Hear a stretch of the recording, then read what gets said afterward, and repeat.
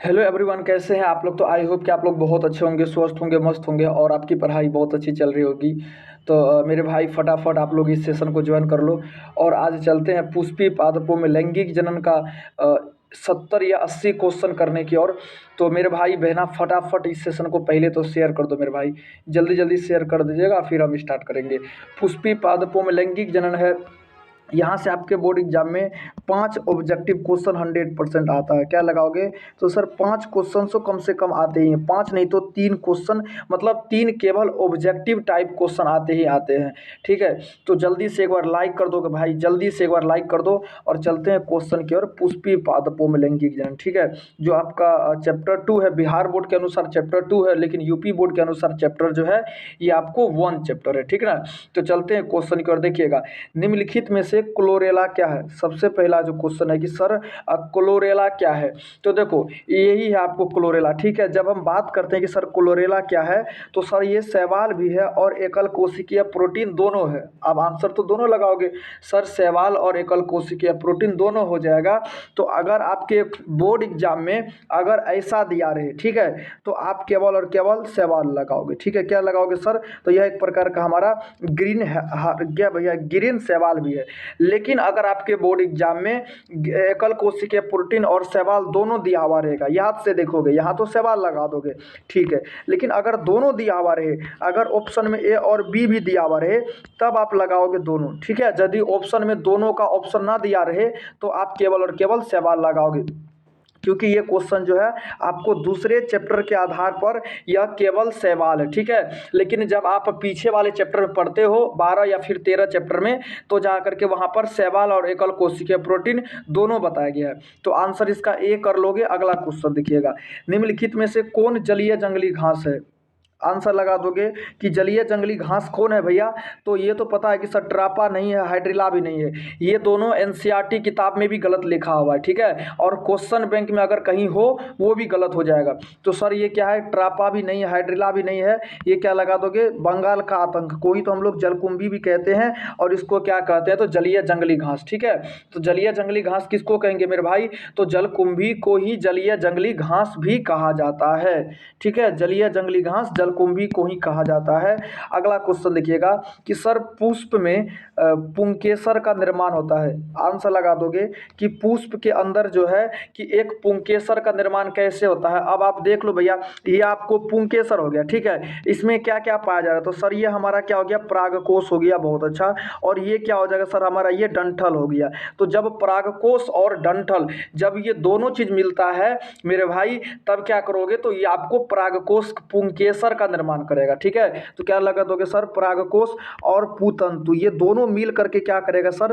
पुंकेसर का निर्माण करेगा। आंसर हम बिल्कुल सी लगा लेते हैं। यहाँ आप देखो ना, यहाँ दोनों पाया जा रहा है, देखोगे आंसर सी लगा दो। ये जो ऊपर वाला जो भाग है, तो सर इसको क्या कहते हैं? तो इसको हम लोग क्या कहते हैं सर? परागकोश कहते हैं। ठीक है, लेकिन जो ये वाला डंठल नुमा संरचना, जो जिसको हम लोग ठल्ली बोलते हैं, जैसे कि हम लोग कोई चीज़ तोड़ लेते हैं तो वो इसी को डंठल नुमा संरचना, जिसको पूतंतु कहते हैं। तो ऑप्शन बी भी तो है सर, ये दोनों मिल करके क्या करेगा? हमारा पुंकेसर का निर्माण करेगा। ठीक है, अगला क्वेश्चन देखिएगा कि पुष्प में स्त्री दल चक्र बना होता है। सर पुष्प में जो है कि एक मतलब महिला का जो महिला जनन तंत्र जो है, मतलब फीमेल रिप्रोडक्टिव जो है कि पुष्प का, वह किसके द्वारा बना होता है? तो देखोगे बहना, ये तो पूरा आपको पुष्प का हो गया, लेकिन यहाँ देखो सबसे ऊपर वाला संरचना को क्या कहते हैं? तो सर वर्तिकाग्र कहते हैं। बहुत अच्छी बात है। वर्तिका क्या कहते हैं? तो सर ये बीच वाले संरचना को कहते हैं। बहुत अच्छा।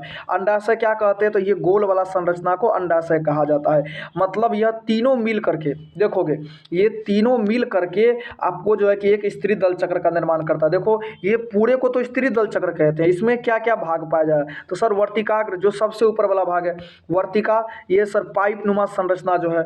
अगला क्वेश्चन करेंगे सर अंडाशय क्या हो जाएगा? तो अंडाशय जो हमारा गोल नुमा संरचना है, इसको अंडाशय कहते हैं। तो सर यह सभी मिल करके क्या करेगा? तो ये आपको जो है कि अंडाशय का निर्माण करेगा। ठीक है, चाहे वो आपको स्त्री जो वर्तिकाग्र हो, वर्तिका, अंडाशय, यह तीनों मिल करके आपको अंडाशय का निर्माण करता है। स्त्री दल चक्र का जब बात करते, देखोगे ये पाइप देख रहे हो, रोशनी कुमारी देखोगे, निशांत देखोगे भैया, ये पाइप देखते हो सर? देखते हैं। ये जो पाइप है ना, देखो सुप्रिया कुमारी बहना देखोगे, ये जो पाइप है इसी पाइप को क्या कहते हैं? तो सर पराग नली कहा जाता है। क्या लगाओगे सर? बहना देखोगे पराग नली, पराग नली किसको कहते हैं? यही वो पाइप जो आपको किससे जुड़ा हुआ है? तो सर भ्रूणकोश से जुड़ा हुआ है। समझ में आया? इस पाइप को क्या कहते हैं? तो सर इसको हम लोग क्या कहते हैं? पराग नली कहते हैं। याद रखोगे, आगे वाले क्वेश्चन में काम आएगा पराग नली। ठीक है, अगला क्वेश्चन देखिएगा। अब नेक्स्ट क्या बोलता है कि पुष्प में नर भाग को क्या कहते हैं? पुष्प में जो है कि सर नर वाला भाग को क्या कहा जाता है? आंसर लगा दीजिएगा। तो क्या लगाओगे बहना कि पुष्प में जो है कि नर वाले भाग को क्या कहते हैं? सर हम लोग जायांग कहते हैं। बहुत अच्छा। देखो जायांग, इसको तो पुंकेसर कहते हैं। ठीक है, देखो ये तो आपको क्या हो गया सर? परागकोश हो गया, और ये क्या हो गया सर? हमारा पूतंतु हो गया। ये दोनों मिल करके आपको किस चीज का निर्माण करता है? तो सर पुंकेसर का निर्माण करता है। बहुत अच्छा। लेकिन जब इसकी संख्या पादप में केवल एक होगा तो इसको पुंकेसर कहेंगे। समझ में आ रहा है मेरे भाई? देखो जायांग तो नर भाग को कहते ही है, लेकिन जायांग किसको कहते हैं? तो जब पुंकेसर एक से अधिक मात्रा में पाया जाएगा। समझ में आया? जब पुष्प की नर की बात करेंगे, नर भाग का, तो मतलब जायांग एक से, पुंकेसर जो है कि एक से अधिक होना चाहिए। देखो ये सिंगल वाले भाग को क्या कहेंगे? तो सर इसको पुंकेसर कहते हैं। बहुत अच्छी बात है। लेकिन जब पुंकेसर की संख्या एक से अधिक हो जाएगा तो इसको क्या कहेंगे? हम लोग जायांग कहते हैं। पूछेगा कि समूह में पाया जाता है, जायांग पाया जाता है या फिर पुंकेसर पाया जाता है? आंसर लगाओगे मेरे भाई, आंसर लगाओगे कि पुंकेसर समूह में पाया जाएगा या फिर जायांग समूह में पाया जाएगा। ये पुमंग कहते हैं या फिर जायांग कहते हैं? एक सेकेंड, एक सेकेंड। जायांग तो मादा वाले भाग को कहते हैं, पुमंग कहते हैं। एक सेकेंड मेरे भाई बहना, माफ कर दीजिएगा, माफ कर दोगे तो सर इसको तो हम लोग पुमंग कहते हैं। मतलब आपसे क्वेश्चन में पूछेगा कि समूह में कौन पाया जाता है, फटाफट लिखोगे क्या पुमंग पाया जाएगा और या फिर आपको पुंकेसर पाया जाएगा? तो आंसर लगा दो सर, हमारा क्या पाया जाएगा? पुमंग पाया जाता है। क्योंकि जब पुंकेसर एक से अधिक संख्या में रहता है तो उसको हम लोग पुंकेसर नहीं कहते हैं, तो उसको हम लोग क्या कहते हैं? पुमंग कहते हैं। अगला क्वेश्चन देखिएगा कि पुष्प में मादा वाले भाग को क्या कहते हैं? पुष्प में मादा वाली संरचना को क्या कहते हैं? जिस तरह पुष्प वाले मादा नर वाले भाग को क्या कहते भैया? तो उसको हम लोग कहे थे पुमंग कहते। तो उसी तरह पुष्प में मादा वाला भाग को क्या कहते हैं? तो हम लोग जायांग कहते हैं। क्या लगाओगे? आंसर आपको बिल्कुल भी आ जाएगा कि जब पुष्प में मादा वाला भाग रहता है तो उसको हम लोग क्या कहते हैं? जायांग कहते हैं। और तुरंत आपको दिखाए थे कि जायांग का निर्माण कैसे हुआ। अगला क्वेश्चन देखिएगा कि पुष्प में नर युग्मक जिसको परागकण कहते हैं उसका निर्माण कैसे होता है? आंसर लगा दोगे कि सर पुष्प में जो है कि नर युग्मक परागकण का निर्माण कैसे होता है? तो परागकण का निर्माण कैसे होता है सर? लघु बीजाणु मातृ कोशिका से। पता है ना सर? लघु बीजाणु मातृ कोशिका से या फिर लघु बीजाणु कोशिका से। आंसर लगा दोगे तो सर लघु बीजाणु में जब लघु बीजाणु में अर्धसूत्री विभाजन होता है तो 4 लघु बीजाणु का निर्माण होता है। तो सर लघु बीजाणु कोशिका से हो जाएगा। क्या लगाओगे बहना? तो लघु बीजाणु कोशिका से हो जाता है। देखो जब लघु बीजाणु मातृ कोशिका में अर्धसूत्री विभाजन होता है तो 4 लघु बीजाणु कोशिका का निर्माण होता है। ठीक है, फिर ये 4 लघु बीजाणु कोशिका जो है यही आपको परागकण का निर्माण करता है। बोलते हैं ना कि परागकण के परागकण के अंदर जब लघु बीजाणु मातृ कोशिका में अर्धसूत्री विभाजन होता है तो 4 लघु बीजाणु का निर्माण होता है। लेकिन ये लघु बीजाणु जो कोशिका है इनसे आपको जो है कि परागकण का निर्माण होता है, यही वो कोशिका है। ठीक है, क्योंकि इसमें जब अर्धसूत्री विभाजन होता है तब आपको लघु बीजाणु का निर्माण होता है और वो लघु बीजाणु से आपको जो है कि युग्मक का निर्माण होता है। ठीक है, अगला क्वेश्चन देखिएगा, पुष्प में मादा युग्मक का निर्माण होता है। आंसर लगा दोगे कि सर पुष्प में जो है कि मादा युग्मक का निर्माण कैसे होता है? तो आंसर लगा दोगे तो गुरु बीजाणु मातृ कोशिका से गुरु बीजाणु का निर्माण होता है और गुरु बीजाणु से क्या होता है आपको अर्धसूत्री विभाजन के पश्चात तो आपको क्या हो जाएगा? तो गुरु बीजाणु में जब अर्धसूत्री विभाजन होगा तो आपको मादा युग्मक का निर्माण हो जाएगा। तो क्या लगा दोगे सर? गुरु बीजाणु कोशिका। आंसर लगा दो कि गुरु बीजाणु कोशिका। देखो गुरु बीजाणु तो धानी होता है, गुरु बीजाणु धानी के अंदर जब गुरु बीजाणु मातृ कोशिका में अर्धसूत्री विभाजन होता है ना तो हमारा क्या होता है कि 4 गुरु बीजाणु का निर्माण होता है। ये तो देखते हो कि सर 4 गुरु बीजाणु का निर्माण होता है। फिर वही 4 गुरु बीजाणु में जो है कि परिपक्व होकर के आपका क्या करेगा? तो भैया वो आपको लघु बीजाणु क्या बोलता है नर युग्मक और मादा युग्मक का निर्माण कर देगा। समझ में आया? अगला क्वेश्चन देखिएगा नेक्स्ट क्वेश्चन देखोगे भैया, अगला क्वेश्चन क्या है। नेक्स्ट क्वेश्चन देखिएगा कि सर पुष्प में जो है कि पराग नर युग्मक को क्या कहते हैं, नर युग्मक को क्या कहा जाता है। आंसर लगाओगे सर, ये जो आपको दिख रहा है ना भैया, इसी को हम लोग नर युग्मक कहते हैं। तो पुष्प में नर युग्मक कैसा होता है, तो सर हमको परागकण कहते हैं। और परागकण का संरचना कैसा होता है, तो गोला होता है। समझ में आया। सभी को याद कर लो कि पुष्प में जो है कि नर युग्मक को परागकण कहा जाता है। अगला क्वेश्चन देखिएगा कि परागकण कितने भित्ति से घिरा होता है। आंसर लगा दोगे सर, जो परागकण है वह आपको कितने भित्ति से घिरा होता है। आंसर लगा दो, आंसर लगा दोगे मेरे भाई कि परागकण जो है कि वह कितने भित्ति से घिरा होता है। आंसर लगा दोगे, क्या लगा दोगे सर, जो परागकण होता है ना वो कितने भित्ति से घिरा होता है। आंसर लगा दोगे सर, परागकण जो है कि वह हमारा सर हमारा दो भित्ति से घिरा होता है, बाहरी परत और अंतः परत से घिरा होता है। अगला क्वेश्चन देखिएगा, नेक्स्ट क्या है कि परागकण का बाहरी आवरण पाया जाता है।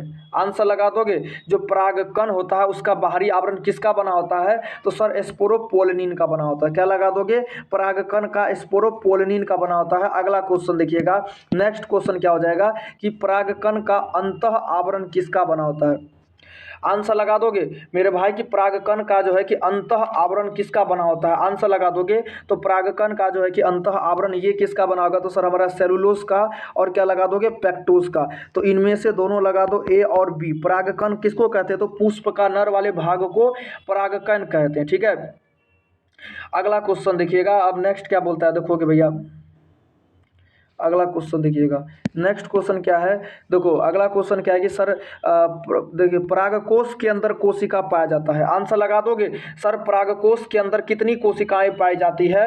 तब क्या लगाओगे, आंसर लगा दो फटाफट। आंसर लगा दोगे भैया कि परागकोश के अंदर जो है कितनी कोशिकाएं पाई जाती है। तो हमारा परागकोश के अंदर ये हमारा कायिक कोशिका और जनन कोशिका। ठीक है, तो आंसर दोनों लगा दोगे। जो एक जो परागकोश है उसके अंदर हमारा दोनों कोशिकाएं पाई जाती है। अगला क्वेश्चन देखिएगा कि कायिक कोशिका का क्या कार्य है। आंसर लगा दोगे तो हम बताए थे सर, ये कायिक कोशिका क्या करेगा, तो सर हमारा ये परागनली का निर्माण करेगा। बताए थे बहना इससे पहले, यही है कायिक कोशिका सर, ये क्या कर देगा, आपको परागनली का निर्माण कर देता है। ठीक है, ये क्या करेगा सर, तो परागनली का निर्माण करेगा।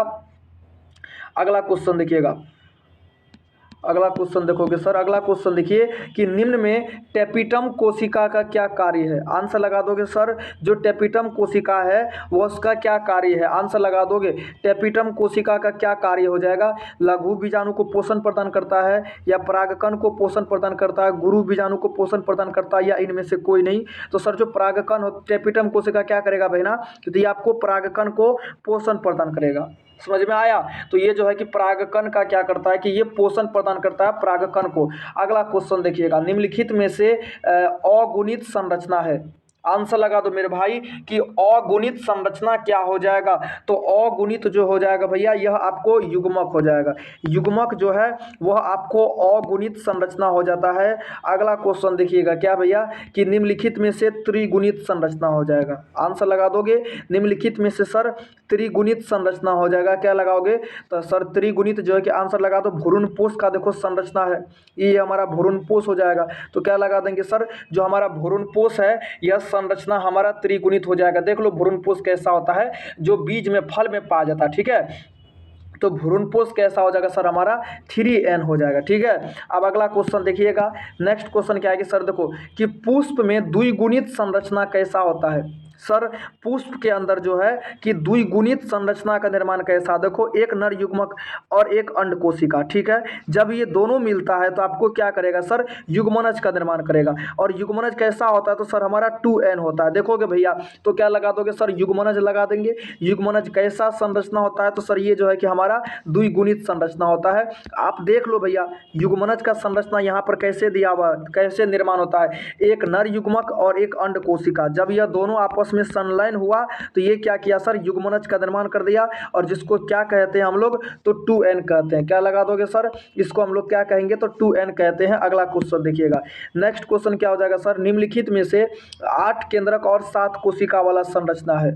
आंसर लगा दो मेरे भाई बहना, आंसर लगा दो। सर 8 केंद्रक कैसे पाया जाएगा, आंसर लगा दोगे। देखिएगा 1 केंद्रक ठीक है, 2 केंद्रक ठीक है सर, 3 केंद्रक, यहाँ तो 3 केंद्रक पाया गया। बीच में देखो 2 केंद्रक, 3 दू 5 केंद्रक, 5 1 6 केंद्रक, 7 केंद्रक, और क्या हो जाएगा तो सर एक आपको यहाँ पर 8 केंद्रक हो जाएगा। तो क्या लगा दोगे 3 3 6, एक सेकेंड, क्या लगा दोगे सर, 3 ऊपर 3 नीचे, 6 और 2 यहाँ पर 8 केंद्रक, क्या लगा दोगे सर, तो 3 हमारा 8 केंद्रक पाया जाएगा। और इसको क्या कहते हैं तो हम लोग भ्रूणकोश कहते हैं। ये देखो आपके सामने में भ्रूणकोश का संरचना, ठीक है। इसमें देख लो 8 केंद्रक आपके स्पष्ट रूप से दर्शाया गया, ठीक है। तो सर इसमें जो है कि हमारा 8 केंद्रक पाया जाता है भ्रूणकोश के अंदर। अगला क्वेश्चन देखिएगा कि टैपिटल कोशिका का संरचना कैसा होता है।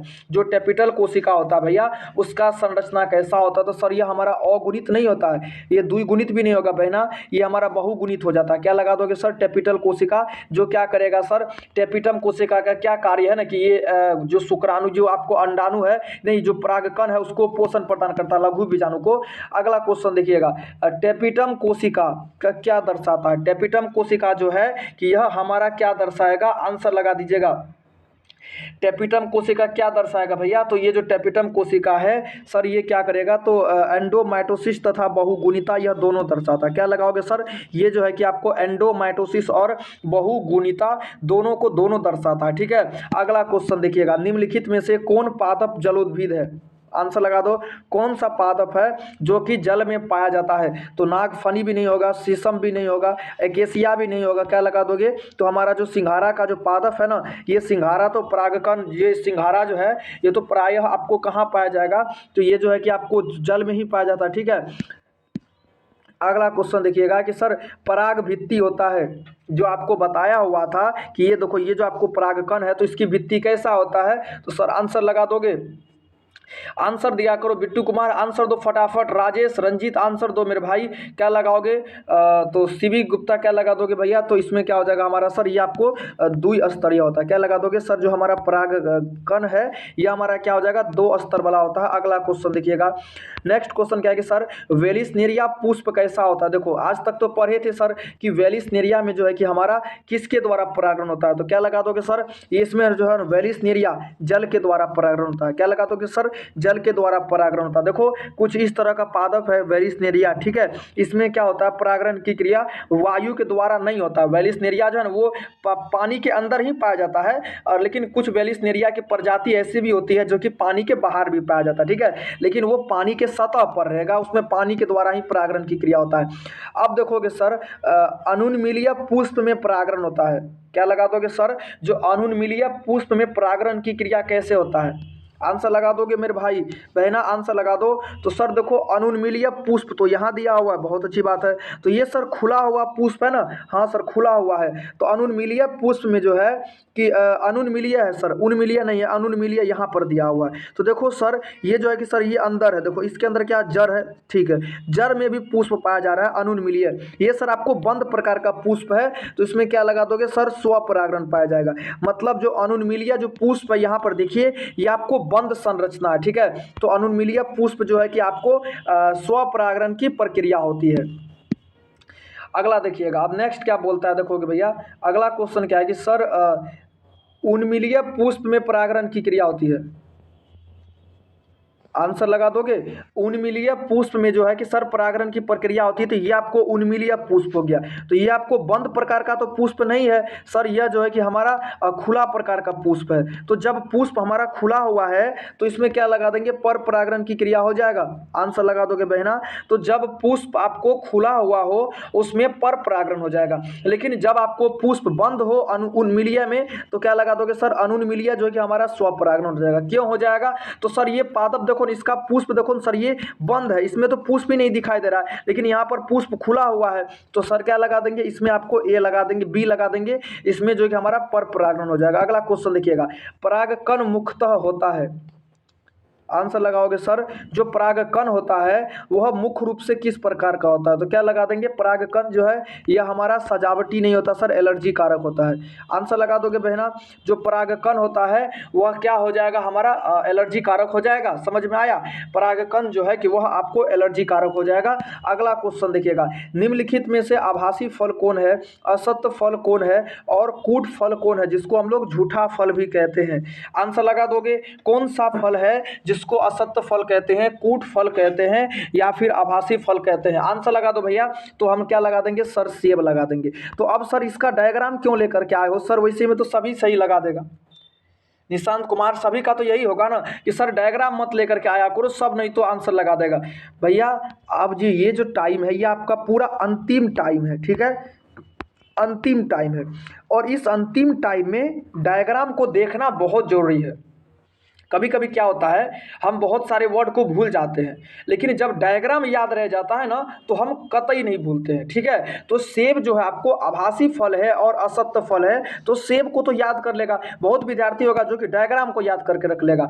निम्नलिखित में से केला फलन है, आंसर लगा दोगे अनिषेक फलन क्या हो जाएगा, सॉरी मेरे भाई, आंसर लगा दोगे सर अनिषेक फलन क्या हो जाएगा सर, सेब भी नहीं होगा, नारंगी भी नहीं होगा, नींबू भी नहीं होगा, क्या लगा देंगे सर, तो हमारा क्या हो जाएगा केला। ये जो केला है सर ये आपको अनिषेक फलन हो गया। इसका निर्माण बिना निषेचन का होता है और इसके कारण इसमें बीज भी नहीं पाया जाता है। कुछ कुछ केला में जो है कि केवल बीज पाया जाएगा, सभी में कभी नहीं पाया जाता है। अगला क्वेश्चन देखिएगा, निम्नलिखित में से बहुभुर्णता का उदाहरण हो जाएगा।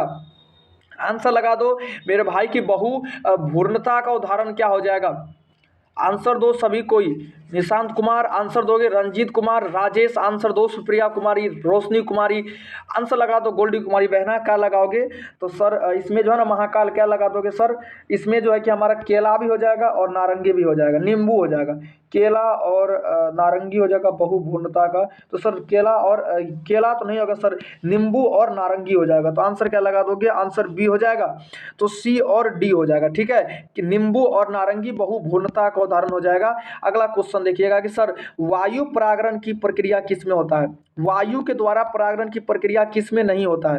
क्वेश्चन क्या पूछा गया कि सर वायु के द्वारा परागण की प्रक्रिया किस में नहीं होता है, तो घास में भी होता है, मक्का में भी होता है, गेहूं में भी होता है, लेकिन सर सेल्विया जो पुष्प है इसमें वायु के द्वारा परागण नहीं होगा, ठीक है। जो भी हमारा एक बीजपत्री पादप है उसमें वायु के द्वारा परागण होता है, लेकिन वेलिस सेल्विया में क्या हो जाएगा, जल के द्वारा परागण हो जाता है, सेल्विया में शायद कीट के द्वारा परागण होता है, ठीक है।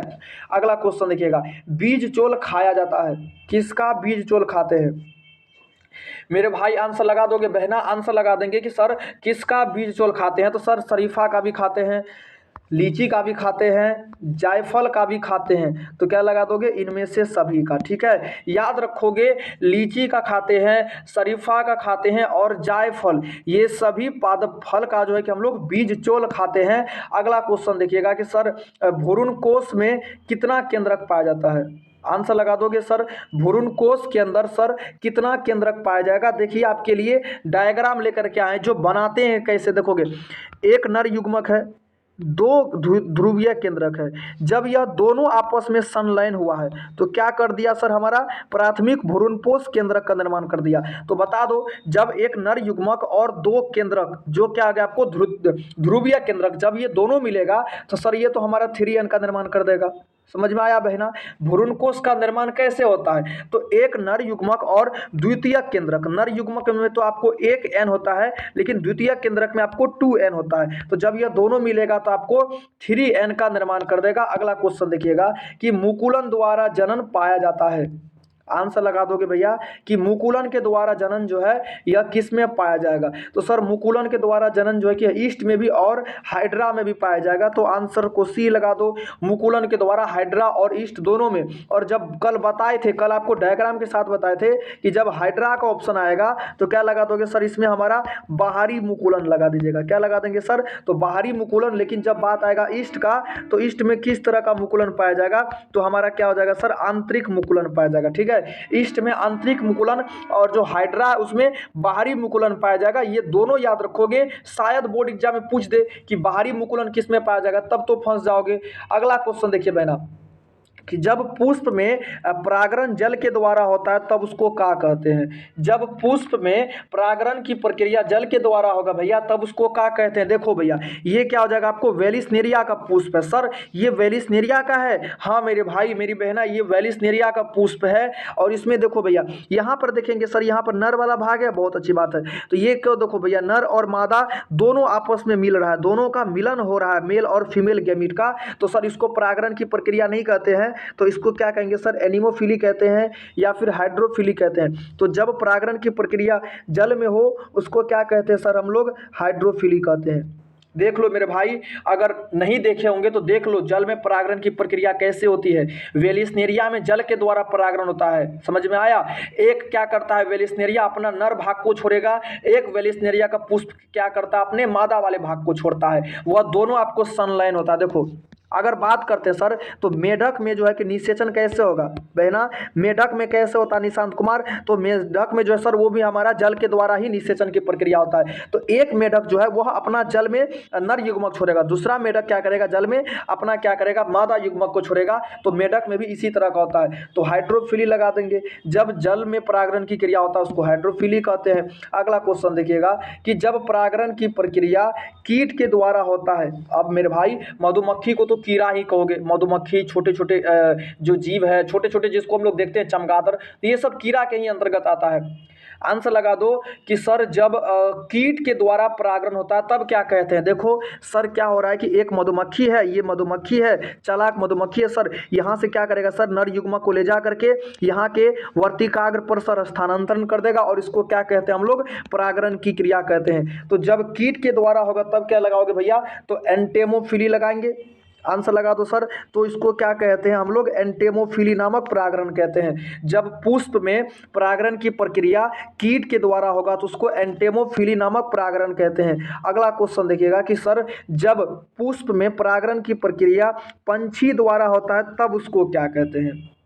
आंसर लगा दोगे कि जब पुष्प में परागण पंछी के द्वारा होता है तब उसको क्या कहते हैं, तो क्या लगा दोगे सर, एनिमोफिली तो नहीं कहते हैं, एनिमोफिली तो जल के द्वारा हुआ था, बहुत अच्छी बात है। एनिमोफिली नहीं कहते सर, एनिमोफिली पढ़े भी नहीं है। हाइड्रोफिली लगा चुके हैं, एंटेमोफिली लगा चुके हैं। तो लेकिन जब पंछी के द्वारा हो जाएगा तो ऑर्निथोफिली, क्या लगा दोगे मेरे भैया, ऑर्निथोफिली। ये पंछी क्या करेगा, यहाँ पर जैसे देखो यहाँ से क्या कर लिया, नर युग्मक को ले लिया, ठीक है, और यहाँ जो ये जो पादप है यहाँ ये कर क्या करेगी, आकर के इस पर छोड़ देगा। तो ये आपको पंछी के द्वारा परागण हो गया और इसको क्या कहते हैं हम लोग, तो ऑर्निथोफिली कहा जाता है।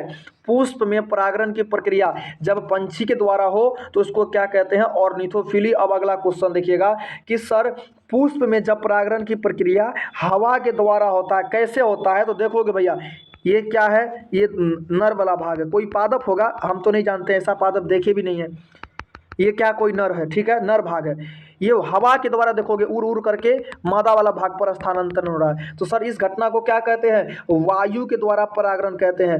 तो जब पुष्प में परागण की प्रक्रिया वायु के द्वारा होगा सर तो उसको क्या कहते हैं हम लोग, एनिमोफिली कहते हैं। अब धान में भी वायु के द्वारा होता है, गेहूं में भी वायु के द्वारा होता है, मक्का में वायु के द्वारा होता है, बहुत सारे पादप है जिसमें वायु के द्वारा परागण की प्रक्रिया होती है।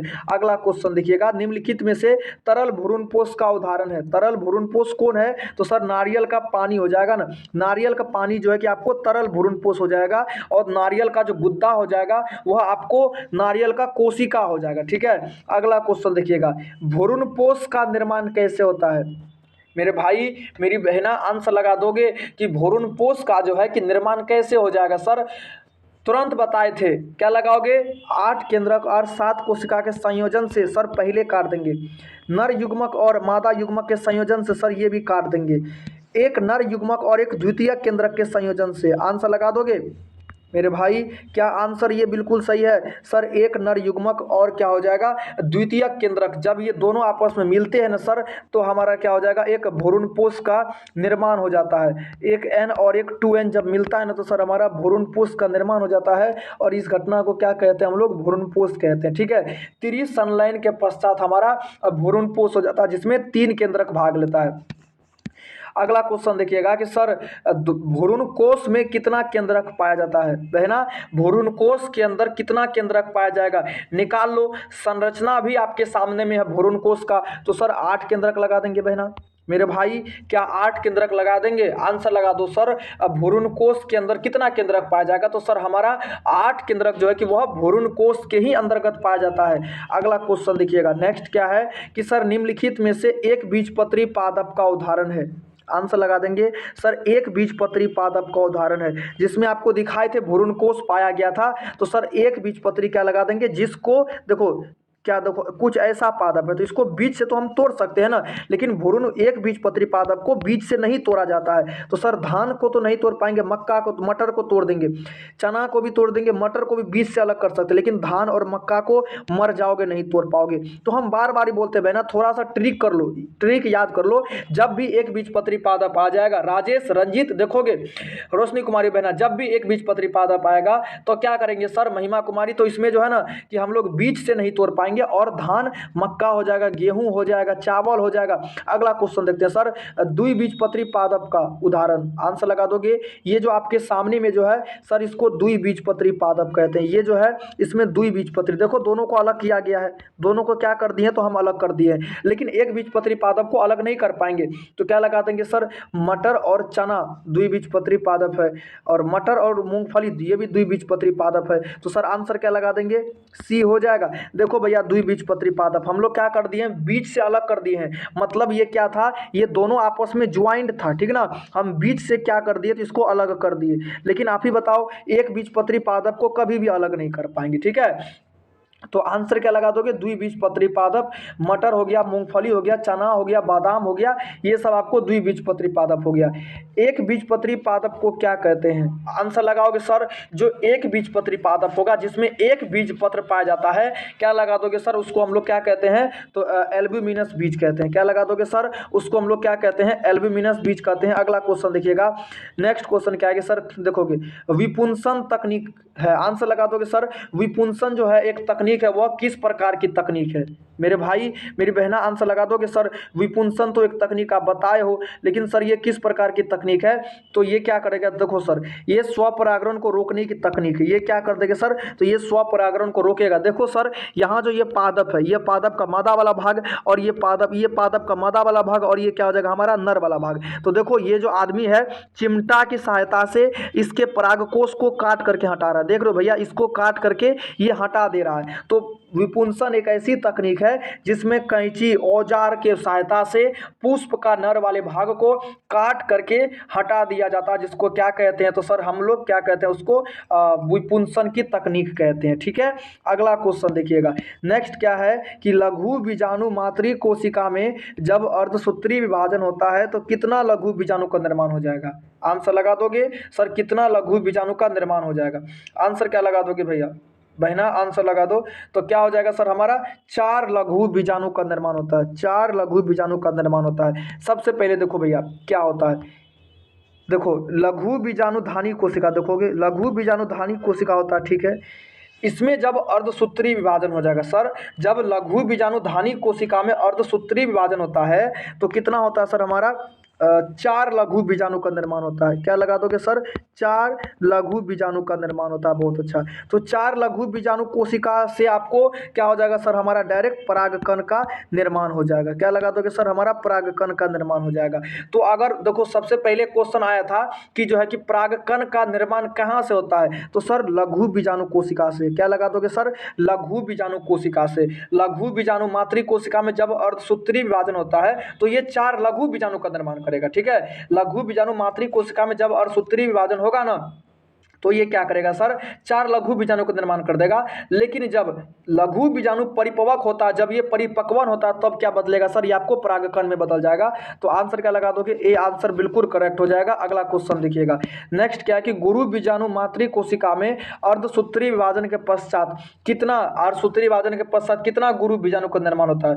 मेरे भाई बहना आंसर लगा दोगे। तो सर जब भी गुरु बीजाणु मातृ कोशिका में अर्धसूत्री विभाजन होता है तो 4 गुरु बीजाणु का निर्माण होता है। क्या लगा देंगे देंगे सर हमारा 4 गुरु बीजाणु का निर्माण होता है और ये गुरु बीजाणु जो है कि परिपक्व होकर के क्या करेगा सर हमारा मादा युग्मक में बदल जाता है।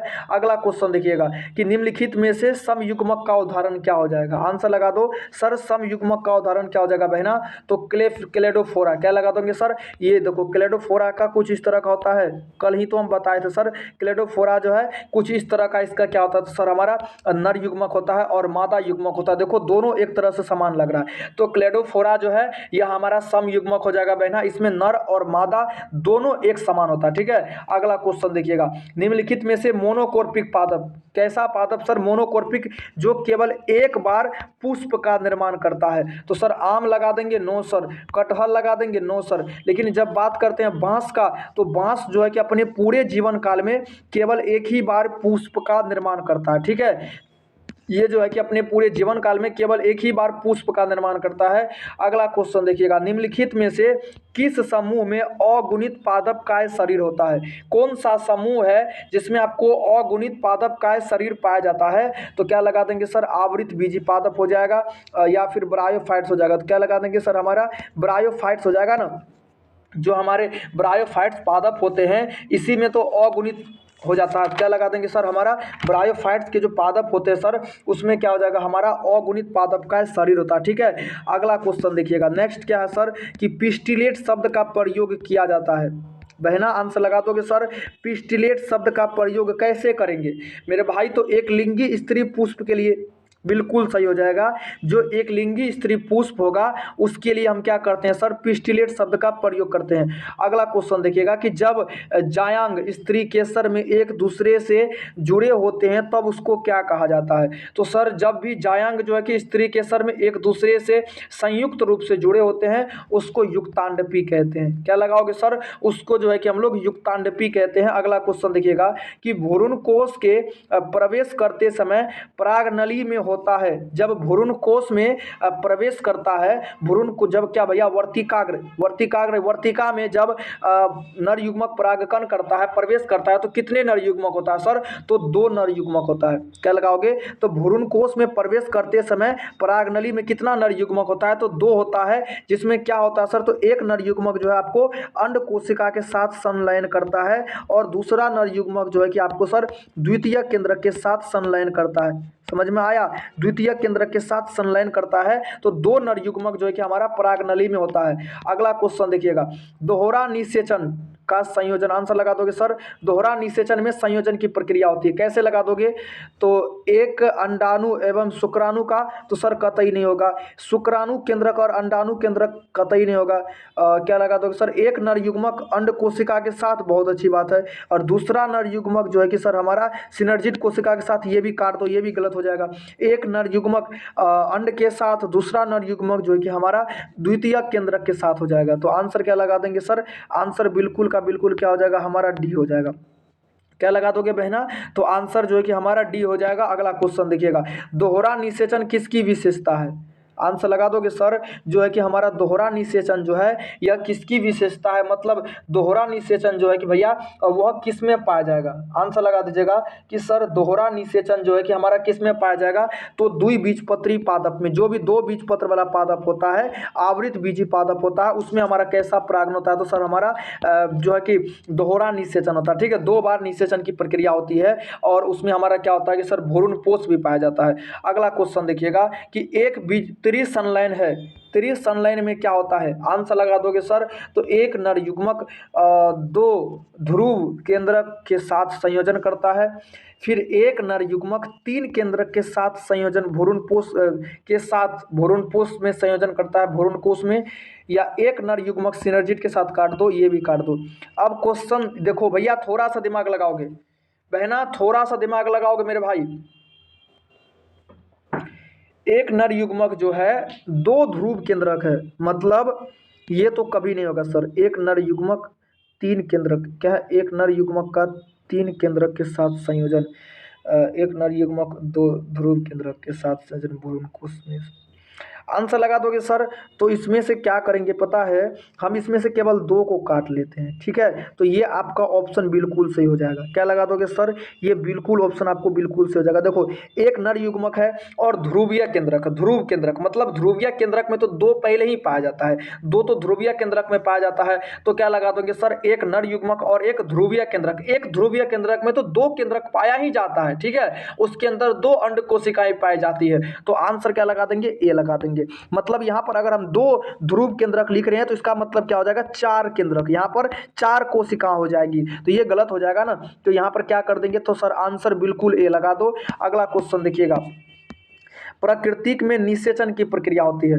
अब देखो बहुतों को दिक्कत होगा सर, बहुतों को दिक्कत होगा सर, एक बार और समझा दे बहना, एक बारी और समझा दे।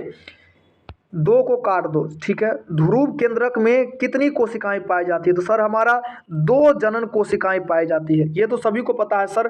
ध्रुव केंद्रक में जो है कि हमारा दो जनन कोशिकाएं पाई जाती है। तो भैया एक नर युग्मक हो गया, तो मतलब क्या बात करेंगे, एक नर युग्मक और एक ध्रुवीय केंद्रक, एक ध्रुवीय केंद्रक में हमारा दो कोशिकाएं, तो हमारा 3n का निर्माण हो गया। तो क्या कर दोगे, त्रिसंलयन में हो गया, त्रिसंलयन पश्चात हमारा भ्रूणपोष का निर्माण होता है। लेकिन जब बात करेंगे एक में हमारा जब दो कोशिकाएं पाई जाएगी तो हमारा यहाँ पर दो केंद्रक है, तो सर दो ध्रुवीय केंद्रक में क्या हो जाएगा, 4n हो जाएगा, 4n और ये एक n, क्या लगा दोगे सर, तो n ये इक्वल टू 5n हो जाएगा। तो सर त्रिसंलयन में 5 केंद्रक भाग नहीं लेता है, वो हमारा दोहरा निषेचन में, ठीक है। तो क्या लगा दोगे सर, एक ध्रुवीय केंद्रक और एक नर युग्मक हमारा भाग लेता है। प्राकृतिक निषेचन किस में पाया जाता है, आंसर लगा दो बहना कि प्राकृतिक निषेचन तो ड्रोसोफिला में भी, घरेलू मधुमक्खी में भी और मधुमक्खी में भी, तो इनमें से सभी प्राकृतिक निषेचन किस में पाया जाएगा भैया, तो सभी का सभी में। इमेस्कुलेशन जो है कि यह किन से संबंधित है, आंसर लगा दोगे भैया, जो इमेस्कुलेशन है सर वह किन से संबंधित है, तो बड़े पैमाने पर चयन, क्या लगा दोगे सर, बड़े पैमाने पर चयन से जो है कि यह संबंधित है। अगला क्वेश्चन देखिएगा, वेलिसनेरिया उत्पादित करता है, आंसर लगा दोगे मेरे भाई मेरी बहना कि वेलिसनेरिया जो है यह किस प्रकार का पुष्प उत्पादित करेगी, तो सर ये क्या लगा दोगे सर, हमारा मीटोस्पोर और मियोस्पोर, क्या लगा दोगे सर, तो मीटोस्पोर और मियोस्पोर।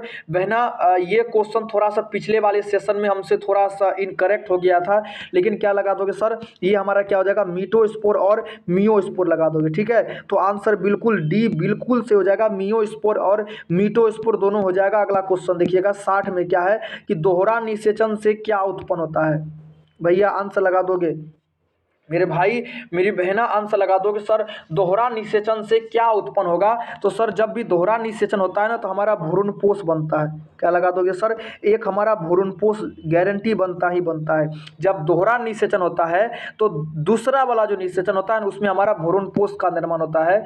निम्न में कौन नर युग्मक संयोजन, किससे नर युग्मक संयोजन करके भ्रूणपोष बनाता है, मतलब जो एक नर युग्मक है वह किससे संयोजन करेगा कि हमारा 3n का निर्माण कर लेगा, तो 2n हमारा क्या हो जाएगा सर, हमारा क्या लगा दोगे सर, द्वितीय केंद्रक लगा दोगे। ये क्या हो जाएगा सर, द्वितीय केंद्रक जब मिलेगा एक नर युग्मक से तो हमारा भ्रूणपोष का निर्माण हो जाएगा। अगला क्वेश्चन देखिएगा कि पादप में एम्फीबियन या उभय स्थानी किससे संबंधित है, आंसर लगा दोगे सर, पादप में जो है कि उभय स्थानी या फिर एम्फीबियन जो है कि सर यह किन से संबंधित है, आंसर लगा दो मेरे भाई, तो यह किससे संबंधित हो जाएगा बहना, क्या लगा दोगे, ये जो है कि सर हमारा शैवाल, क्या लगा दोगे सर, तो ये हमारा शैवाल से संबंधित हो जाएगा बहना। अगला क्वेश्चन देखिएगा नेक्स्ट क्या है, किसमें परागकण का निर्माण होता है, सर परागकण का जो निर्माण होता है वह किसमें होता है, तो सर हमारा परागकण का जो निर्माण है ना वो किस में हो जाएगा सर, तो परागकोश में हमारा परागकण का निर्माण होता है, परागकोश के ही अंदर, परागकोश के अंदर और पराग थैली के अंदर, आंसर परागकोश ही लगा दो, ठीक है सर। इसको काट दो, ये केवल उलझाने के लिए दिया हुआ है, इसको मत देखो, ये बोर्ड एग्जाम में नहीं आएगा, ठीक है। केवल परागकोश लगाओगे, परागकोश के अंदर क्या हो जाएगा हमारा परागकण का निर्माण हो जाएगा। अब देखो परागकण मुख्यतः होता है, परागकण मुख्य रूप से क्या होता है, तो सर ये तो हमारा नर युग्मक हो गया सर, तो ये हमारा क्या हो जाएगा अगुणित हो जाएगा बहना, परागकण क्या हो जाएगा, तो ये हमारा अगुणित हो जाएगा। किस पुष्प में अंडाशय, किसी पुष्प में जो है कि सर अंडाशय कैसा होता है, आंसर लगा दोगे मेरे भाई बहना। अंडाशय कैसा होता है, तो सर ये हमारा द्विगुणित हो जाता है। सर अंडाशय तो द्विगुणित हो जाएगा, लेकिन अंडाणु जो है कि यह हमारा क्या हो जाएगा, तो सर यह हमारा क्या हो जाएगा, एन हो जाएगा। ठीक है, अंडाशय के अंदर अंडाणु पाया जाता है, किसके अंदर, तो सर भ्रूण कोश के अंदर। आवृत बीजी पादपों में निषेचन होता है। आंसर लगा दोगे, आवृत बीजी पादपों में जो है कि सर निषेचन कैसा होगा, तो सर भ्रूण कोश के अंदर यहीं पे ना होता है सर निषेचन की प्रक्रिया।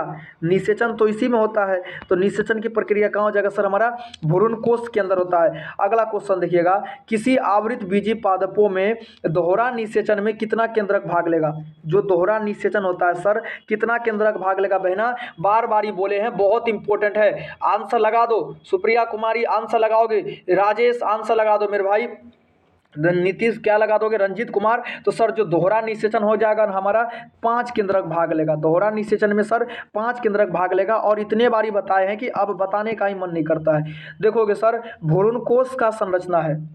आंसर लगा दो मेरे भाई बहना कि सर भ्रूण कोश का संरचना कैसा हो जाएगा, तो सर जो भ्रूण कोश हो जाएगा ना, यह हमारा कैसा हो जाएगा सर, 8 केंद्रक और 7 कोशिका वाला संरचना। क्या लगा देंगे भैया, तो इसमें हमारा 8 केंद्रक और 7 कोशिका। देखो ना 1 2 3 केंद्रक तो सर ऊपर ही पाया जा रहा है, बहुत अच्छी बात है।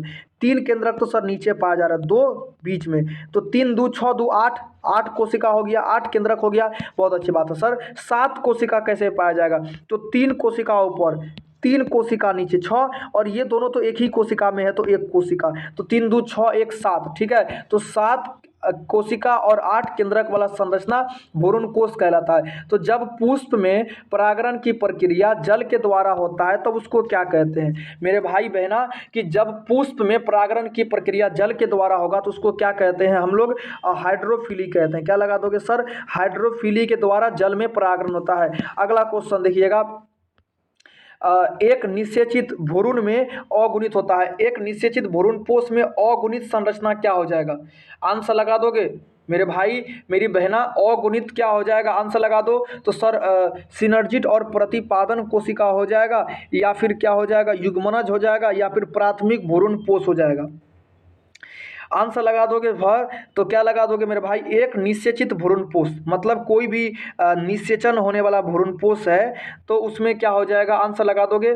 तो सर इसमें क्या हो जाएगा ना हमारा, जब बात करते हैं तो सर एक सिनर्जिट कोशिका, ये भी हमारा अगुणित हो जाता है, और क्या लगा दोगे, प्रतिपादन कोशिका भी अगुणित हो जाएगा।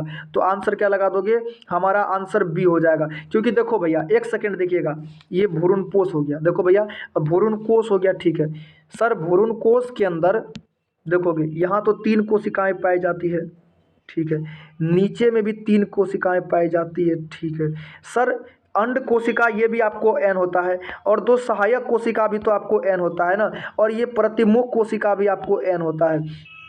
तब तो लगाते हैं ना कि भ्रूण कोश में जो है कि हमारा 8 केंद्रक पाया जाएगा। मतलब एक केंद्रक में एक हमारा क्या हो जाएगा कि एक केंद्रक में अगर एक अगर हमारा जब केंद्रक है तो उसके अंदर एक ही न्यूक्लियस पाया जाएगा, तो 8 केंद्रक है, तो सर भ्रूण कोश के अंदर कोशिका 7 केंद्रक 7 कोशिका हो जाती है। तो कौन सी अगुणित है, तो एक केंद्रक एन है, तो भैया अगुणित भी वही हो जाएगा। तो क्या लगा दोगे, सिनर्जिट तथा प्रतिपादन कोशिका जो है कि यह हमारा अगुणित हो जाएगा, ठीक है। इसी को हम लोग प्रतिमुख कोशिका भी कहते हैं। अगला क्वेश्चन देखिएगा कि पुष्पी पौधे में लैंगिक जनन का खोज किसने किया था। पुष्पी पौधे में जो है कि भैया हमारा लैंगिक जनन का खोज किसने किया था। आंसर लगा दोगे, आंसर लगा दीजिएगा कि पुष्पी पौधे में जो है कि हमारा लैंगिक जनन का खोज किसने किया था। आंसर लगा दो भैया, कौन सा वो वैज्ञानिक है जिन्होंने पुष्पी पादपों में लैंगिक जनन का खोज किया था। तो क्या लगा दोगे सर, कोमरिन्स लगा देंगे। आंसर क्या हो जाएगा, आंसर ए हो जाएगा बहना, आंसर ए लगा दोगे। अगला क्वेश्चन चलते हैं, नेक्स्ट क्वेश्चन देखिएगा मेरे भाई। अगला क्वेश्चन देखोगे, अगला क्वेश्चन देखिएगा क्या बोलता है, एक सेकेंड। अगला क्वेश्चन देखिएगा, अगला क्वेश्चन क्या है कि सर माइक्रोपाइल किस में पाया जाता है। आंसर लगा दोगे सर, माइक्रोपाइल जो है यह किस में पाया जाएगा। आंसर लगा दो, माइक्रोपाइल किस में पाया जाएगा, जिसको क्या कहते हैं हम लोग, तो बीजांड कहते हैं। सर बीजांड किस में पाया जाता है। आंसर लगा दो, माइक्रोपाइल। बीज किस में पाया जाएगा। आंसर लगा दो मेरे भाई बहना, आंसर फटाफट बता दो। 72 का क्या लगा दोगे। तो सर माइक्रोपाइल जो है कि यह हमारा किस में पाया जाएगा, तो हमारा ये बीजांड में पाया जाएगा या फिर बीज में पाया जाएगा। तो आंसर लगा दो। माइक्रोपाइल जो है वो हमारा कहाँ पाया जाएगा? तो जो है कि हमारा ये बीजांड में पाया जाना चाहिए। आंसर लगा दोगे सर?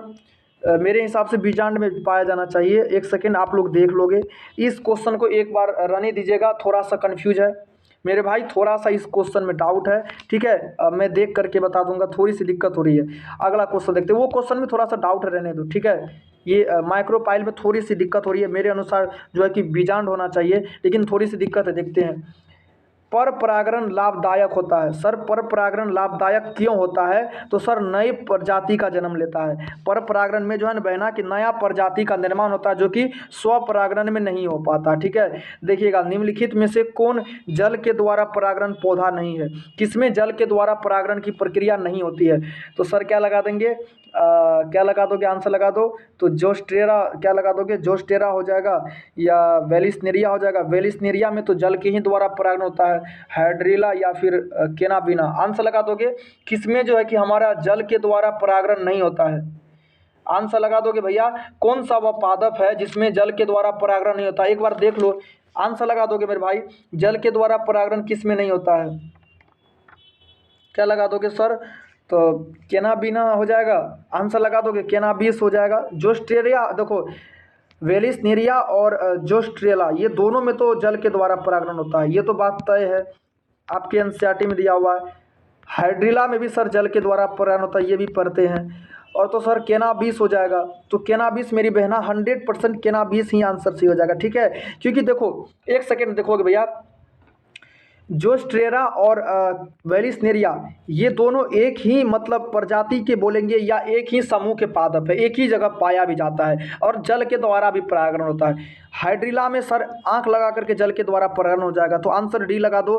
केनाबिस में जो है कि आपको जल के द्वारा परागण नहीं होता है। अगला देखिएगा, भ्रूणपोषी बीज किस में पाया जाता है? आंसर लगा दोगे सर। भ्रूणपोषी बीज जो है कि वह किस में पाया जाएगा? तो क्या लगा देंगे? आंसर लगा दो सर। भ्रूणपोषी बीज जो है कि सर वह किस में पाया जाएगा? तो मेरे भाई भ्रूणपोषी बीज जो है ना कि वह आंसर लगा दो। भ्रूणपोषी बीज किस में पाया जाएगा? रेंडी में या फिर जौ में या फिर नारियल में? क्या लगा दोगे? तो भ्रूणपोषी बीज हमारा किस में पाया जाएगा? आंसर लगा दोगे। नारियल में भी तो हमारा भ्रूणपोष पाया जाता है, नारियल का भी तो हम लोग भ्रूणपोष वाला भाग खाते हैं।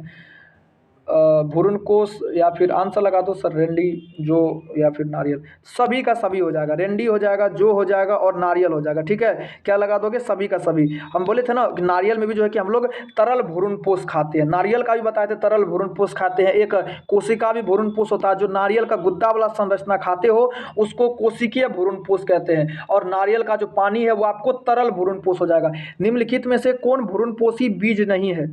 किसमें भ्रूणपोषी बीज नहीं पाया जाता है? आंसर लगा दोगे। देखो किसमें से भ्रूणपोष पाया जाता है? एक सेकेंड रुकिएगा मेरे भाई, एक सेकेंड। किसमें भ्रूणपोष नहीं पाया जाता? इसको क्वेश्चन को काट दो, थोड़ा सा गलत है, इसमें थोड़ी सी गलती है मेरी बहना, मैं माफ़ी चाहूँगा। ये क्वेश्चन को थोड़ा सा काट दो, ये क्वेश्चन सही नहीं बना पाए हम, ठीक है। ये क्वेश्चन में ही थोड़ी सी गलती है। अगला क्वेश्चन देखिएगा, निम्नलिखित में से भ्रूणपोषी बीज नहीं पाया जाता है? आंसर लगा दोगे। तो सर ये जो है कि हमारा रेंडी में जो है कि भ्रूणपोषी बीज नहीं पाया जाएगा, और ये तो बिल्कुल सही सर, भ्रूणपोषी बीज जो है कि हमारा रेंडी में नहीं पाया जाता है। तो इसके कारण बहना यहाँ पर थोड़ा सा डाउट हो रहा है, यहाँ पर फिर है सर रेंडी लगा रहे हैं, सर रेंडी को यहाँ सही कर रहे हैं। तो बहना इसी के कारण इस क्वेश्चन को थोड़ा सा काट दोगे, और क्वेश्चन सेट हो गया था थोड़ा सा, ये क्या लगा दोगे? तो आंसर रेंडी में जो है कि भ्रूणपोषी बीज नहीं पाया जाता, ठीक है। आंसर क्या लगा दोगे? 76 का आंसर क्या लगा दोगे सर? तो रेंडी बीज जो है कि आपको भ्रूणपोषी में नहीं पाया जाएगा, तो आंसर ठीक है। अब अगला क्वेश्चन की ओर चलते हैं। अगला क्वेश्चन देखिएगा, नेक्स्ट क्या है कि सर परागकोश संबंधित है। आंसर लगा दोगे। परागकोश जो है कि यह किससे संबंधित है? आंसर लगा दो मेरे भाई कि परागकोश जो है कि वह किससे संबंधित है? आंसर लगा दीजिएगा। परागकोश जो है वह किससे संबंधित हो जाएगा? परागकोश जो है वह किससे हो जाएगा? तो सर हमारा परागकोश परागकण से नहीं होगा, अंडाशय नहीं होगा, आंसर लगा दोगे सर, परागकण सही हो जाएगा, ठीक है। परागकण सही हो जाएगा। थोड़ा सा ये क्वेश्चन में जो है ना थोड़ा सा डाउट है और क्वेश्चन मेरे हिसाब से सही नहीं है, तो इस क्वेश्चन को रहने देखो 75 का, ठीक है, क्योंकि गलत नहीं करो, अब जा करके क्वेश्चन गलत करने का तुक नहीं बनता, ठीक है। तो वो 45 का क्वेश्चन छोड़ दोगे। फिलीफॉर्म उपकरण किसकी विशेषता है? आंसर लगा दोगे कि फिलीफॉर्म जो है उपकरण यह किसकी विशेषता है? आंसर लगा दोगे सर, फिलीफॉर्म जो उपकरण है तो यह किसकी विशेषता हो जाएगा? तो सर ये क्या हो जाएगा? हमारा सिनर्जिड कोशिका का विशेषता हो जाएगा, ठीक है। ये क्या लगा दोगे सर? सिनर्जिड कोशिका का विशेषता हो जाएगा। अगला क्वेश्चन देखिएगा, किसी पर परागण की क्या विशिष्ट उदाहरण है? किस पर परागण का जो है कि सर विशिष्ट उदाहरण हो जाएगा? आंसर लगा दोगे, गेहूं हो जाएगा, टमाटर हो जाएगा या फिर आलू हो जाएगा? आंसर लगा दो मेरे भाई। तो क्या लगा दोगे? पर परागण का किस पर हो जाएगा? सर हमारा टमाटर पर जो है कि पर परागण का विशिष्ट उदाहरण हो जाता है। अगला क्वेश्चन देखिएगा, स्वपरागण होने के लिए पुष्प को कैसा होना चाहिए? तो पुष्प को हमारा क्या लगा देंगे? एक लिंगी। पुष्प को क्या लगा देंगे सर? ये भी हमारा द्विलिंगी ही लगाओ। पुष्प भी क्या हो जाएगा सर? जब भी स्वपरागण आ जाएगा तो द्विलिंगी लगा दो, ठीक है, द्विलिंगी लगा दोगे। स्वपरागण में जो है कि द्विलिंगी होता है। अगला क्वेश्चन देखोगे सर, पर परागण क्या सर? पर परागण और स्वपरागण से अच्छा होता है, क्यों? तो सर इसमें जो है ना कि नई प्रजाति का निर्माण होता है। जो पर परागण है ना वह स्वपरागण से अच्छा इसलिए होता है क्योंकि इसमें नई प्रजाति का निर्माण होता है। वायु परागण में क्या होता है? तो वायु परागण किस में होता है भैया? तो आंसर लगा दोगे, वायु के द्वारा परागण की प्रक्रिया किस में हो जाएगा बहना? तो जब वायु के द्वारा परागण होता है तो क्या लगा दोगे सर? सेल्विया में लगा देंगे। सर सेल्विया में क्या हो जाएगा? हमारा वायु के द्वारा परागण हो जाएगा।